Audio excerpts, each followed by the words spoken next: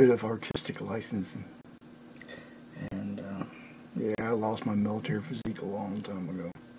Well, actually not that long ago. Lost it when I turned 50. Sad, but true. Anyhow, this video is going to be on the psychology of a cult leader. Now, I'm going to put a link to what I'm looking at here below, if you're interested. And I'm going to add to some of this because I've dealt with occults in some shape, form, or fashion before. I do not claim to be an expert on the subject. However, I have the expert nature of having to deal with them. So, to that limits, I'm going to cover it. But one of the things that's mentioned, well, let me rephrase. One of the things about a cult leader that's not mentioned in this document that's in front of me is they have to have one psychological premise. They have to be narcissistic. There is no other way around it. A cult leader has to be narcissistic. He sucks in his members by friendly face, being nice, being sweet, being loving, being caring, being nurturing, all these things. For the occult leader, this is an investment into the future to where his drones will do most of the work for him in the future, although it is a bit rough on him in the beginning. His end goal is for his own purpose, usually financial, and it can also go sexual. There's an occult I mentioned before. It's out in Arkansas, and the minister of a given church, which runs an occult, is the only one allowed to have sex with the women of the congregation. The husbands aren't allowed to touch them. Strange group. But yeah, they're out there. So what happens is, being narcissistic, he starts manipulating his members and doing things. He makes things seem like a favor. Oh, would you please do this for me? It'd be so sweet if you did. And they start doing it. They get sucked into it. They don't realize it in the beginning, they're getting sucked in. But over time, they do get sucked in. And because of that, the cult members don't see it coming. Matter of fact, they don't realize they're in a cult until it's too late. And by then, they're stuck in it.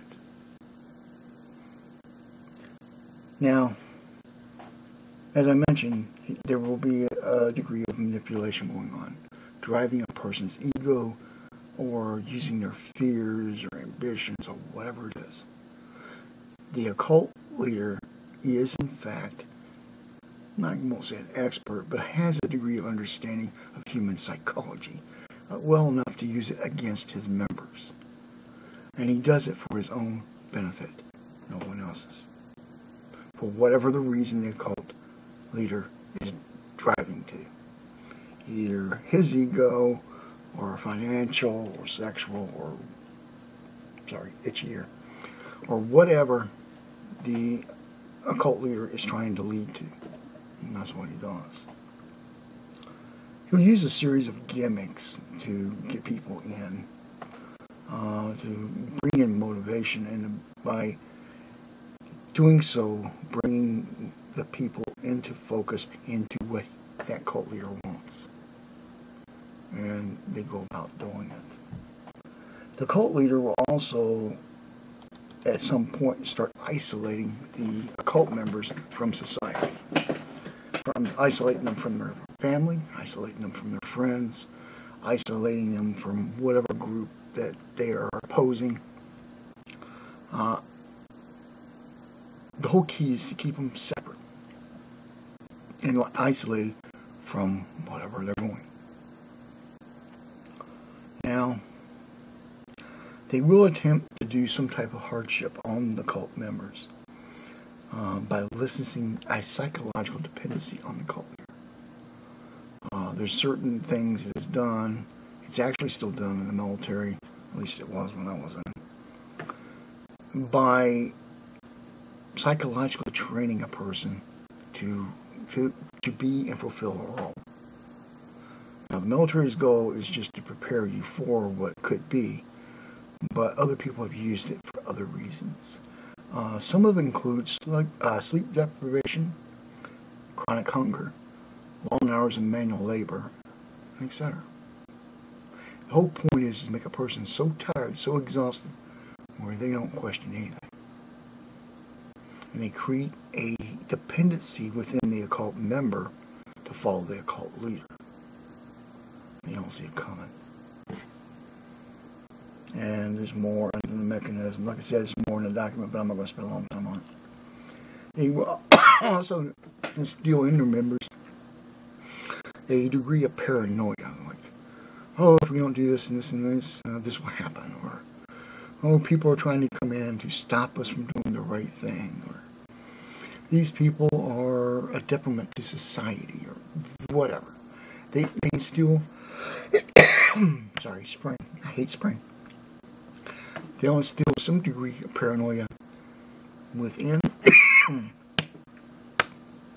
within the members in order to make them, again, dependent on the occult leader. And then, of course, you have your apocalyptic groups, which will say, well, if their fate basically hangs in the occult leader's hands, and they'll use it. That's the reason when David Koresh died. That's the reason Applegate's, I can't remember the guy's first name right now, he died. Jim Jones died. And numerous others. I mean, there's been tons and tons and tons of these occults through history. I mean, it's to the point where I can fill a whole book with them, probably, if I really wanted to. But these occults keep living, even to today. The whole point is to assimilate the member into the occult. Sorry, not occult. Occult. And make them, well, a functioning member of that society. Isolating them from the true society. In a given occult that I'm thinking of, it is by creation of essentially a new version of Christianity that's not biblically based. It'll probably devolve the same way the Mormons did. Some people actually gravitate to these type of environments, which is not conducive to their survival, let alone their salvation. It isn't to this that I am concerned. The given leader, in this case, I really don't give him much attention, other than he's an annoyance, pest, an irritant, a psychological wonder. But other than that, he's just some poor, pathetic person trying to make himself into something he's not. This given leader tried to absorb another cult, but apparently the membership within it refused the offer. So he's gotten with somebody else, and I haven't really heard a lot. Of course, I haven't really looked, but it would seem that that person maybe gotten absorbed into this cult. Maybe not, but it's possible. The church, the Christian church, I mean the real Christian church. I'm not talking whatever sect. I'm talking about the church. The true members of Yeshua, the true members of Íosa Críost, need to stay wary and observant for these forces moving. They're a danger to everyone there is. They're a danger to people's salvation. They're a danger to a person's life. Do not wish to bore you. I hope you enjoyed the intro. I got it a little bit funny, especially for a person that's really angry. Oh, well, you can only expect whatever from occults that they come up with. Occults are cults. They're nuts. They're insane. And the people that gravitate to these groups makes me wonder.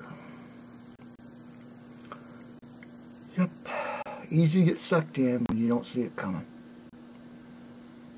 That's another thing I didn't bring up.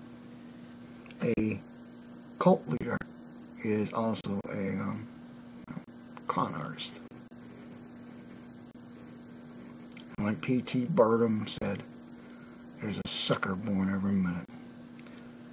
And with problems in the world and people in different emotional states or psychological states or fears and anxieties and everything else, there's a whole lot of people out there that are easy prey. Yeah.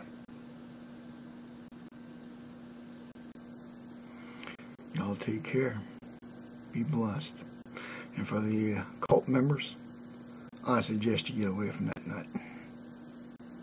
Because the only thing that's going to end up is a very dark road in a place you don't want to go. Because that person knows nothing of the Bible. He does not know the Word of God. He actually goes against it. Shalom.